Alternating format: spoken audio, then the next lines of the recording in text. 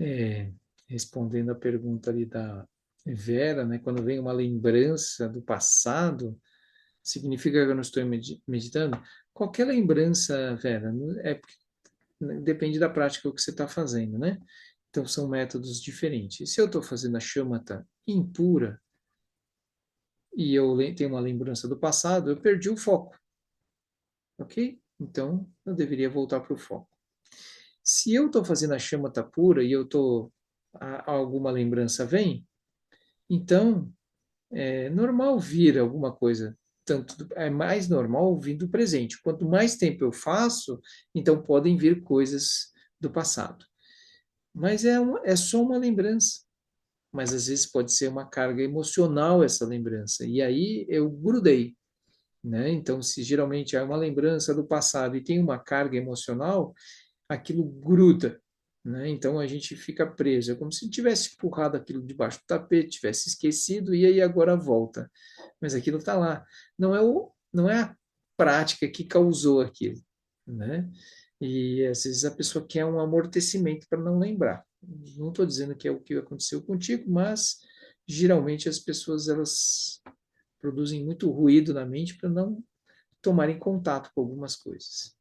Então aquilo vem, mas aí a gente já tem a prática de estabilidade. Quando aquilo vem, pode ser que em algum momento aquilo realmente me perturbou. Mas agora eu estou em uma condição melhor e eu posso lidar com aquilo e na Shamatha pura está escrito, está descrito como eu lido. Eu vejo, é só um pensamento e eu deixo passar. Não quer dizer que eu vou conseguir fazer isso o tempo todo, né? Pode ser que eu não consiga com algumas coisas, mas esse é o processo. Então, o que eu não consigo, aí eu posso, de repente, na minha prática, eu não estou conseguindo ultrapassar aquilo, eu volto para a primeira prática, que é a shamatha impura, que é voltar para o foco. É tipo a nossa tábua de segurança, né? Então, se aparece alguma coisa que eu não consigo lidar, eu volto para a shamatha impura, tá? Mas aí eu estava, desculpa que eu demorei um pouquinho, eu estava trazendo aqui esse a roda da vida aqui para nós. E nós temos então, a gente está olhando esse desenho e é isso que nós estamos estudando agora, né? A gente já olhou, né? Estão enxergando bem aí a roda da vida? Agora eu aumentei, aumentou para vocês? Ótimo. Eu mandei, né? Quer dizer, eu pelo menos coloquei na aula, acho que também mandei, né, no grupo. Nós vimos os três venenos aqui, né? Esses três venenos no centro da roda, o javali, a cobra e o galo, né? São nossas microestruturas de identidades. Um cozinheiro, ele tem um javali, uma identidade de cozinheiro, né? E ele tem uma série de procedimentos, um galo incessante de cozinheiro. Ele gosta de ver programa, ele gosta de fazer comida, né? Senão ele não seria cozinheiro. E ele, por exemplo, tem um método, um jeito de fazer. E quando alguma coisa atrapalha ele, tipo um ajudante de cozinheiro que não faz as coisas direito, que não corta, né? Já viu aqueles MasterChef, o chefe dando piti, né? É aquela coisa assim, né? Então, o cozinheiro pode ter essa identidade, né? Tem uma atividade incessante da mente, cheio de ideias, cheio de coisas, e também surge a cobra. Ele se defende, ele reage, fica agressivo, né? Para defender aquela identidade. E assim a pessoa está agindo, né?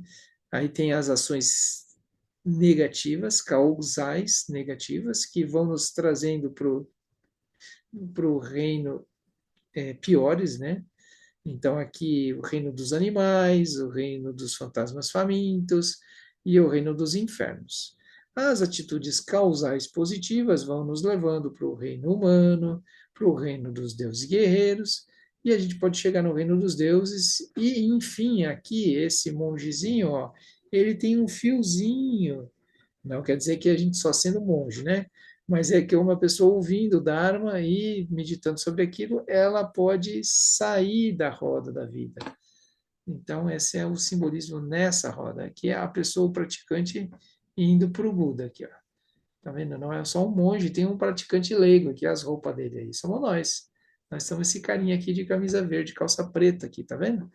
Nós não somos monge, nós somos praticantes, mas nós estamos lá, saindo fora da roda, encontrando nossa verdadeira natureza, aqui representada pelo Buda, saindo das garras do Maharaja, né, que segura, né, a roda da vida, esse ser simpático aqui, com três olhos, uns dentes, agarrando aí a roda da vida. Né? Então ele é o senhor da impermanência. Parece bravo, né? Porque a Maharaja é cruel. Ele vai apontar tudo que for impermanente para nós, vai mostrar que não é fonte confiável de inspiração, de refúgio. E aí a gente tinha visto especialmente o reino dos infernos nesse ponto, né? Que quando a gente está nessa seção aqui inferior, é o reino dos infernos. Esses três reinos são esses três reinos para baixo, aqui é o reino dos fantasmas famintos, tem uma aflição, né, por esse aqui tem, deixa eu ver se dá para aumentar mais aqui. Vamos investigar esse desenho aqui, tem uma boa qualidade dessa imagem. Né? Então aqui os seres eles têm essa é uma representação típica, né, do reino dos deuses, desculpa, dos fantasmas famintos, né? Eles são um sofrimento intenso porque ó, eles têm uma garganta bem fininha, eles não conseguem se sustentar. Você veja, não tem nenhum dos seres no reino dos fantasmas famintos de pé, porque eles têm os membros muito débeis. É como se aquilo não conseguisse sustentar eles. Então, as pernas são fininhas, os braços são fininhos, a garganta é muito fininha, mas o ventre deles é um ventre muito volumoso. Significa que eles têm uma necessidade muito grande e essa garganta fininha que eles não conseguem suprir essa necessidade. E eles são débeis, e os braços fracos, as pernas fracas, eles não conseguem suprir suas próprias necessidades, eles não têm essa autonomia, então eles estão carentes, muito carentes. Então é como se eles vissem é, tudo que vai, por exemplo, se eles vão beber água, aquela água vai passar pela garganta deles que não chega no ventre deles, aquilo seca. É como esse simbolizado por esse calorzinho aqui. Não tem nada muito bom aqui no reino dos fantasmas famintos, né? A coisa é trash. Aqui no reino dos infernos tem uns seres no caldeirão aqui, né? E tem seres que também estão nas geleiras, que é aquilo que um pouco que a gente falou dos infernos gelados, né? Tem os infernos mais orientais, mais nipônicos, e tem os infernos mais italianos. E aí tem o reino dos animais, que é um pouco do que a gente conhece, né? Veja que tem um Buda aqui, tem um Buda. Opa, eita, mas tem um Buda aqui também. Todos os seis reinos têm um Buda. Só que aí o Buda se manifesta de uma forma que esses seres em cada um dos reinos possa talvez, ou seja, primeira coisa, né? Não quer dizer que a gente estando lá, a gente não tem a natureza de Buda, nós temos. E também não tem nada que nos impeça de acessar nossa verdadeira natureza. Inclusive, o Buda está lá para tentar, né? Por exemplo, aqui ele está segurando o Dharma, né? Então ele está trazendo o Dharma, tem os ensinamentos aqui, né? Então, aqui, eu não vou lembrar o que que é essa, aqui no reino dos infernos, né? O que que ele está segurando, mas cada reino tem alguma coisa a ser oferecida para tentar tirar o ser daquele reino, daquela mente. Que isso aqui a gente está olhando por uma questão que pode ser o próprio reino, como se fosse algo um pouco mais sólida, né? Mas especialmente a gente olha para esse aspecto psicológico, que nós mesmos, durante o mesmo dia, podemos passar um pouco pelo reino dos infernos, passamos por carências e passamos por expectativas, desejos e apegos, desculpa, no reino humano, e por desinteresse, por preguiça, por, né, uma aqui do reino animal, né? O, o ponto principal, então, ao estudar, deixa eu olhar, botar aqui para vocês também aqui.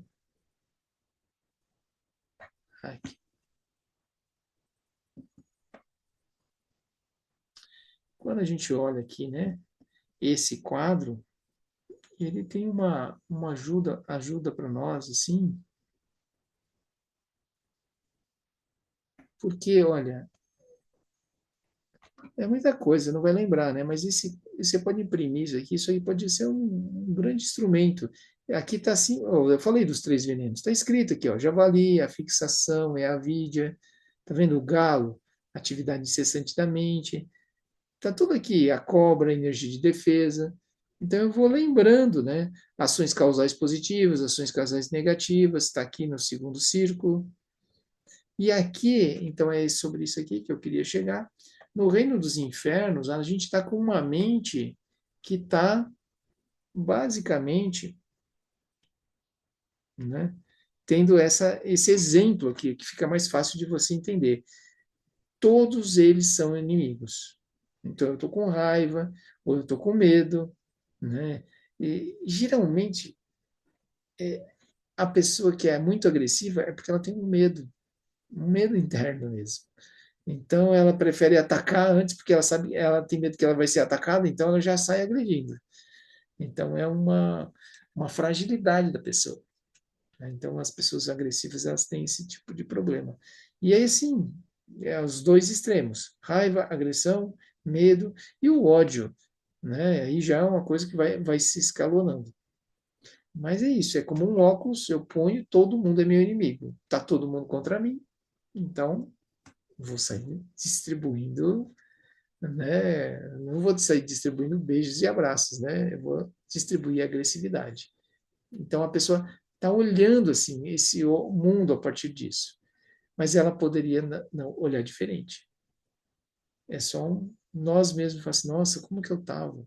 Onde eu estava com a cabeça? A gente é tomado por essa energia, a gente se fecha numa bolha e a gente faz coisas que a gente mesmo não se orgulha, né? Depois dá um trabalho para consertar, às vezes, né?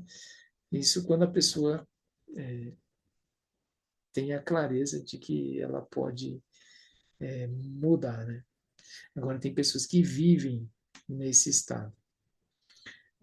Bom para nós praticantes que a gente começa a ter essa noção de que a mente se instala, desculpa, a raiva, essa emoção perturbadora, essa agressividade, ela se instala na mente, mas ela não é a nossa mente. Então, a gente pode ficar preso ali ou não, né? A gente pode sair. E essa é a ideia, que a gente use essa liberdade, a gente ultrapasse aquilo, porque isso é uma paisagem que se instalou na mente, é um software, e não é a única possibilidade, né? Mas é uma possibilidade que a gente acaba manifestando algumas vezes. Então, é sobre isso que a gente está estudando. Mas a gente tem que começar a identificar. Por que a gente está estudando? Olha só, olha como minha mente está. Eu paro e vejo assim, não é o que o outro fez. Por que aquilo me perturba tanto? Olha como eu tô. Por que surge tão forte em mim essa reação? A minha mente está tomada. Que lucidez eu vou ter para poder agir? Que clareza que eu vou ter? Zero. Não vai funcionar. O que eu vou fazer? Eu vou alimentar esse círculo vicioso. Se a pessoa é agressiva, eu vou ser mais agressivo. Voltamos para a quinta série. Não, ele que mas depois alguém fala e a gente fala assim, ah, mas foi ele que começou, né? Porque isso não é justo, porque isso, porque aquilo. Então a gente está mantendo. E aí a gente fala assim, não pode, isso é horrível, e a gente acaba fazendo as mesmas coisas. No caso dos reinos dos fantasmas famintos, a aflição por carência, olha o exemplo. O lama põe viciado em drogas, né? Pessoa viciada em álcool. Porque aquilo, a pessoa tem um grande desejo por aquilo, pela droga, pelo álcool. Ela sente que, né, muitas pessoas, quando estão no auge da dependência, elas são capazes de assaltar a própria família, pegar coisas, vender por uma bagatela, só para conseguir um pouco daquilo que ele acha que vai trazer uma satisfação e aquilo não produz mais a satisfação que ele almeja. Então é como se a pessoa rouba gelo, né? Porque ela fica, acaba não derrete o gelo, ela não tem mais o gelo, mas o fato de ela ter roubado persiste. Então, ela tem uma aflição, ela não consegue mais atender aquela necessidade, nada supre, mas ela continua com a aflição tentando fazer aquilo. Mas ela não percebe, ela acha que ela vai suprir, mas ela não consegue suprir. E ela está nesse círculo vicioso. Então, por isso que a pessoa drogada, a pessoa alcoolizada, ela tenta suprir alguma coisa.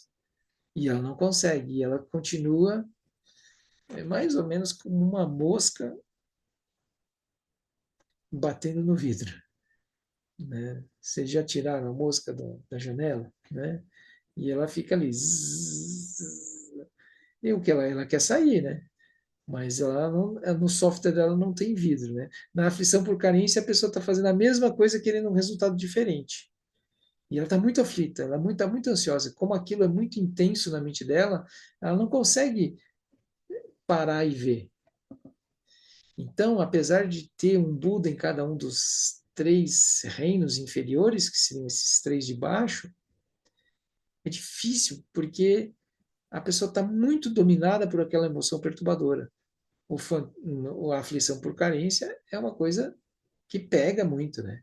A raiva, a agressão, o ódio, pega muito. A pessoa não consegue, a pessoa está, né? Então, bate um pânico, a pessoa parece que aquilo é intransponível, parece que aquilo é a realidade. A pessoa fala, não, mas isso é real, está acontecendo comigo. Mas é uma posição de mente, é uma paisagem. A pessoa pode mudar. Só depende dela, depende da mente dela. Como que eu não vou fazer isso? Mas primeiro passo, identificar. O problema não é externo. Olha a minha mente como está. Né? Então aí eu tô, tô com as duas técnicas que a gente está aprendendo, a gente está olhando por aí, né? Aí depois a gente vai fazer então a meditação analítica que a gente começou. Mas é isso, eu estou identificando o reino. Se eu tiver falando do reino dos animais, ali tem um exemplo, obtusidade mental. Tem uma preguiça, uma falta de iniciativa, um desinteresse, né? É uma postergação. Ah, não vou fazer. Por que eu vou fazer isso agora? Deixa para depois. Aí eu vou empurrando com a barriga. Então, tem uma imagem terrível, né? Que é o um mestre contando, né, sobre os animais que vão simplesmente postergando as coisas, né? Tem comida, a pessoa a vaca está pastando, o boi está pastando ali, tem água, tá tudo bem.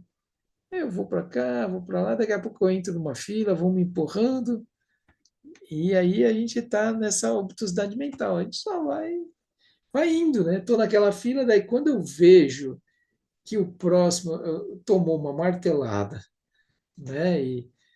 E morreu, e eu sou o próximo, e eu quero voltar na fila e não tem espaço, entendeu? Esse é o fim do reino dos animais. Assim. Então, essa é uma imagem, assim, é como se a gente fosse tocando, empurrando com a barriga, mas daqui a pouco nosso tempo termina, né? E aí é tarde demais. Então, tem um desinteresse, tem uma apatia, né? Pelas questões principais. A pessoa vai levando. vai tocando a vida. E esse é o reino dos animais. É o nosso estado psicológico, né, de um pouco de torpor, né? A obtusidade mental que se fala aqui não é a pessoa não entende, né? É, ela não quer nem entender. Ah, é muito difícil. Ela não quer nem olhar. É isso que é o desinteresse, né? Porque aí a pessoa nem olha, não tem, eu não quero, ah, deixa assim, tá bom, tá funcionando, tá tudo bem, deixa assim. Aí ela não almeja sair da situação em que ela se encontra, né? Ela está acomodada, é aquela almofada do Garfield, né? Tendo comida, tendo as coisas básicas, está tudo bem, né? Se bem que o Garfield ainda é um pouco exigente, né? Que é lasanha. Então a gente também tem os gostos, né, lá, mas a gente está nessa acomodação, né? Como nos a zona de conforto é uma boa é um pouco o reino humano, um pouco o reino dos animais. Eu gosto muito do exemplo quando aquela pessoa chega assim, ela está numa zona de conforto e alguém vem importunar, né? Tipo, eu estou jogando meu jogo e vem alguém me perturbar. Eu estou assistindo meu filme ou eu estou no meu quarto e vem alguém perturbar. Me deixa em paz. Ou seja, essa paz é a paz daquele que não quer ser perturbado. Não, não me tira do meu canto, deixa eu com as minhas coisas. Então, essa é essa zona de conforto. Aí a gente fica muito irritado, a gente rosna para o outro quando vem mexer nessa área, assim, né? Então, esse é um pouco esse desinteresse, né? É um fechamento, né? A pessoa não quer olhar para as outras coisas, mas essas outras coisas elas vão acabar alcançando. Eu não temos nenhum adolescente aqui, eu posso fazer um pouco de bullying, né, com os adolescentes. Geralmente a gente diz isso, os adolescentes eles não têm muito interesse, né? Não todos os adolescentes, é claro, em saber de onde que vem a roupa lavada, a comida que está na mesa. E eles ainda podem reclamar um pouco, assim, essa comida não está muito boa, né? E se você pede uma ajuda para ele, vamos lavar a louça? Ah, não dá tempo, agora eu posso, agora eu estou muito ocupado, estou aqui no jogo online e desculpa, mas. E se você insiste, você é um insensível, uma pessoa que me deixa em paz, né? Deixa eu com as minhas coisas e tá, tá, tá. Então, uma coisa assim, meio de adolescente, né? Que a pessoa está muito autocentrada.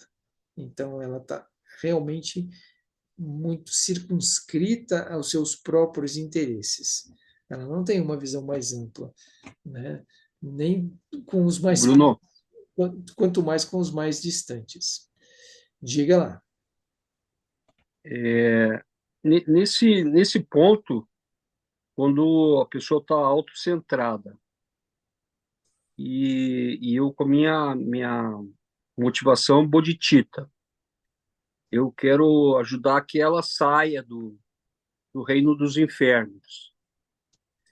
Eu devo insistir, falar ou de alguma forma tentar ajudar para que ela saia do reino dos infernos, sabendo que ela está movida por várias confusões mentais, ou simplesmente, desculpa aí que caiu aqui. Vocês caíram aqui no chão aqui, mas a gente já juntou aqui. Bateu aqui, a Cláudia foi fechar a janela e todo mundo caiu aqui, mas já levantou. Então a minha pergunta eu devo insistir, né, com a pessoa de alguma forma para que ela saia do reino dos infernos ou abandonar? Aí a gente tem que começar, né? O que que é o bodhicitta? Bodhicitta é a motivação de trazer benefício aos seres, é o voto que a gente faz. A motivação, esse voto de trazer benefícios, a primeira coisa a gente está ultrapassando a visão de uma identidade. Então a gente está olhando além da nossa identidade. Não estou preocupado com se eu estou bem ou se eu estou mal. Eu estou simplesmente olhando mais amplo. Eu faço parte de um grupo maior de seres. Então, a minha visão abrange os outros seres. A gente tem que cuidar muito, né, de que a gente, quando estuda os seis reinos, a gente começa a colocar os outros nos reinos, né? E a gente deveria, primeiramente, olhar e ver a nossa mente, investigar a nossa própria mente e ver como nós mesmos entramos nesses reinos. Quando nós fazemos isso, nós vamos ganhando habilidade. Nós mesmos vamos superando as nossas emoções perturbadoras. E isso é super importante. É um pouco de autocentramento? É, mas a gente está aos poucos trabalhando sobre isso. É como eu ainda tenho o voto de trazer benefício aos seres, mas isso não é natural. Eu faço o voto, então tem uma identidade por trás. Não tem uma visão última, não tem a visão de Prajna Paramita ainda. Tem uma visão de uma identidade separada que traz benefício aos seres. E tudo bem, aí, mas eu tenho um voto, vou trazer benefícios. E eu consigo superar a raiva? Como é que eu superei a raiva, a irritação, o medo nessa situação? E nessa situação? E nessa situação? E aí eu faço meditação e daqui a pouco surge uma coisa do passado. E olha, eu estava com raiva aqui. E agora eu olho para essa situação de novo. E eu vejo, olha só, eu estava ali, eu estava com raiva. E eu, puxa vida, qual que era a causa da raiva? A causa da raiva parecia que era o outro, mas na verdade, e eu estava com um refúgio em algo impermanente, e eu me irritei. Então, eu estou entendendo a minha raiva. E eu falo, caraca, e olha como eu fui agressivo e como eu fui. Mas eu estava fixado naquilo. Tinha uma paisagem, tinha uma identidade ali, tinha um personagem dentro daquela. E eu manifestei muito bruscamente. Eu falo, uau, olha como a minha mente é pega. E aí eu vejo a causa. A causa é porque eu estava tomando refúgio em algo impermanente. Eu falo, caraca, a causa é uma, uma posição da minha mente. E agora que eu estou me dando conta, eu falo assim, mas se eu tiver com uma posição mais ampla, eu beneficio os seres. Eu consigo sair daquilo, transcender, e eu começo a olhar como é que eu equilibro melhor essa situação. Né? E aí quando eu estou fazendo isso, várias vezes, Ciro, eu começo a ter um repertório de mudanças de paisagem. Eu começo a falar assim, cada vez eu vou ficar mais simples a mudança da paisagem. E eu começo a transformar a minha raiva. Quando eu transformo a minha raiva, eu começo a ter meios hábeis para ajudar a tirar as outras pessoas da raiva, como você está sugerindo na sua pergunta. Mas, se eu já fiz isso muitas vezes, eu sei como fazer. Então, eu vou tentar construir um meio hábil, que não tem receita de bolo, para que essa outra pessoa consiga também fazer isso. Né? E aí eu vou tentar de um jeito, vou tentar de outro, eu vou tentar infinitas vezes. Eu nunca vou desistir, porque é meu voto trazer benefícios. Mas eu tenho uma certeza, ele não é um ser raivoso. Ele tem a natureza de Buda, ele é livre da raiva. Mas ele está preso na raiva agora, mas ele pode se liberar. Assim como eu tenho convicção, porque eu mesmo já superei algumas coisas, pelo menos, de raiva. Então, pela sua prática, você vai criando essa confiança.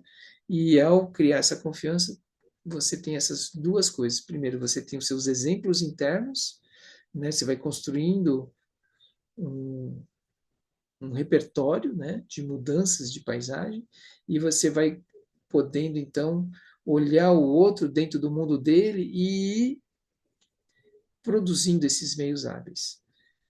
E às vezes vai dar certo, às vezes não vai dar certo, e esse é o esporte do Bodhisattva.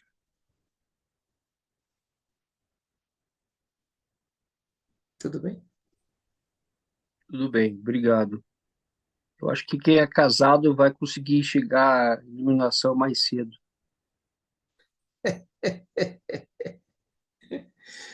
Principalmente as esposas chegam antes.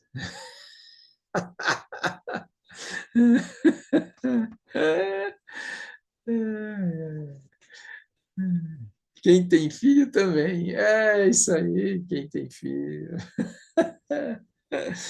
Muito bem. Todos temos o que merecemos, o que precisamos. Muito bem. Queridos, então nós vamos parar por aqui, né, hoje. E hoje nós vamos fazer essa dedicação, que está aí na folha. Espero que vocês tenham impresso. Se não tiverem impresso, é bom imprimir, né? É uma dedicação curta. Aí eu convido vocês a recitar junto. Ao longo de minhas muitas vidas e até este momento, todas as virtudes que eu tenho alcançado, inclusive os méritos gerados por esta prática, e todas as que vier a conseguir, ofereço para o bem-estar dos seres sencientes. Possam a doença, guerra, fome e sofrimento diminuir para todos os seres, enquanto sua sabedoria e compaixão aumentam nesta e em vidas futuras. Possa eu claramente perceber todas as experiências como sendo tão insubstanciais quanto o tecido do sonho durante a noite, e imediatamente despertar para perceber a manifestação de sabedoria pura no surgir de cada fenômeno. Possa eu rapidamente alcançar a iluminação para trabalhar sem cessar pela liberação de todos os seres.